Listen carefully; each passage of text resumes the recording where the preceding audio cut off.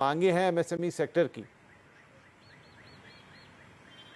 बिल्कुल, देखिए MSME sector के लोग इस वक्त वित्त मंत्री के साथ बैठक कर रहे हैं और एमएसएमई की जो मांग है खास तौर से वो ये है कि जो पीएलआई स्कीम है इसको और लुक्रेटिव बनाया जाए और कई सारे और सेक्टर्स में इसको लागू किया जाए ताकि जो जॉब क्रिएशन हो इस सेक्टर में बढ़ सके, क्योंकि एमएसएमई एक ऐसा सेक्टर है जो सबसे ज्यादा जॉब क्रिएट करता है। तो पीएलआई की जो स्कीम्स है अभी 14 सेक्टर में लागू है और मांग ये की जा रही है कि फुटवेयर, फर्नीचर, साइकिल, टॉयज, ऐसे जो सेक्टर्स हैं जो ज्यादा जॉब क्रिएट कर सकते हैं यहाँ पर भी पीएलआई स्कीम को लागू किया जाए। इसके अलावा जो पीएलआई स्कीम में जो की कुछ बदलाव की बात की जा रही है, जिसमें खासतौर से जो पेमेंट का सिस्टम है, इंसेंटिव के पेमेंट का सिस्टम, उसमें बदलाव की मांग की जा सकती है। अभी जो पेमेंट होता है इंसेंटिव का वो एनुअली होता है। इसकी वजह से जो कारोबारी है, एमएसएमईज हैं, उनके पास एक तरह से फंड का क्रंच हो जाता है। लिहाजा ये मांग की जा सकती है कि इसमें जो पेमेंट हो वो एनुअली होने के बजाय क्वार्टरली किया जाए ताकि जो बिजनेसेस हैं, एमएसएमई हैं, उनके पास फंड का कोई क्रंच ना हो। इसके अलावा खासतौर से जो अगर कहें तो जो आरएनडी सेक्टर में और खासतौर से जो नई टेक्नोलॉजी का सेक्टर है वहां पर निवेश ज्यादा हो, नए एंटरप्रेन्योर्स आए इस सेक्टर में, इसके लिए जो टैक्स के मोर्चे पर, इंसेंटिव के मोर्चे पर ज्यादा रियायत देने की मांग की गई है। अभी जो 100% आरएनडी पे जो डिडक्शन है उसको बढ़ाकर पहले की तरह ही 200% की मांग की जा सकती है। तो ये कुछ इंपॉर्टेंट पॉइंट्स हैं जो एमएसएमई सेक्टर के लिए हैं और इसमें खासतौर से जो 45 डेज वाली मांग है वो भी यहाँ पर शामिल हो सकती है। हालांकि जो सूत्र बता रहे हैं कि 45 डेज वाली जो मांग है उस पर अभी सरकार विचार विमर्श कर रही है और बहुत कम संभावना है कि 45 डेज वाली चीजों को सरकार आगे ले, क्योंकि इसके लिए इनकम टैक्स एक्ट में बदलाव करने पड़ेंगे। तो ये अब देखना होगा कि बजट में इसमें क्या फैसला होता है।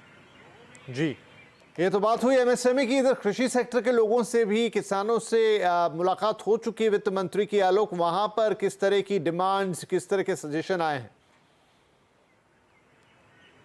बिल्कुल, देखिए सुबह की जो बैठक थी वो जो कृषि संगठन है और साथ ही साथ जो कृषि इकोनॉमिस्ट हैं उनके साथ बैठक हुई थी और जो एक सुर में सबने यही कहा कि जो इस वक्त सबसे बड़ी जरूरत है वो है कृषि सेक्टर में ग्रोथ को रिवाइव करने की।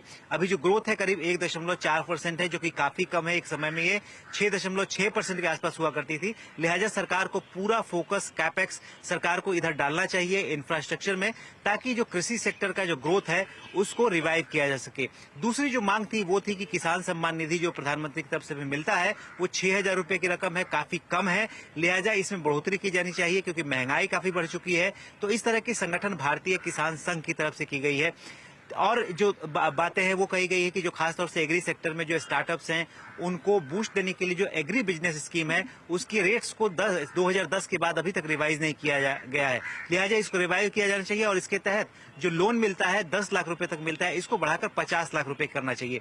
तो इस तरह की मांगे एग्री सेक्टर में आई हैं और साथ ही साथ जो एग्री सेक्टर है उनका ये भी कहना है कि जो प्रोडक्शन और एक्सपोर्ट दोनों पर सरकार को फोकस करना चाहिए, तभी जाके जो क्लाइमेट चेंज की वजह से जो खेती पर बुरा प्रभाव पड़ता है उससे निजात मिल सकती है। और इसके अलावा खासतौर से एक्सपोर्ट पर जो पाबंदियां लगी हुई हैं उसको सरकार को हटाया जाना चाहिए ताकि किसानों को उनकी फसल की सही कीमत मिल सके। तो ये तमाम जो मांगे हैं जो एग्रीकल्चर सेक्टर की तरफ से यहाँ पर वित्त मंत्री के सामने रखी गई हैं। जी, बहुत शुक्रिया आलोक। तो ये एमएसएमई सेक्टर और किसान संगठनों की तरफ से जो आज वित्त मंत्री से मुलाकात है उसमें डिमांड्स और विशेष बजट से रिलेटेड आलोक बता रहे थे। काफ़ी कुछ है जो विश लिस्ट में है। चलिए अब बजट से जुड़ी खबरों के बाद बात कर लेते हैं आज के बाजार की। हफ्ते के आखिरी दिन आज बाजार में रिकॉर्ड ऊंचाई के बाद मुनाफा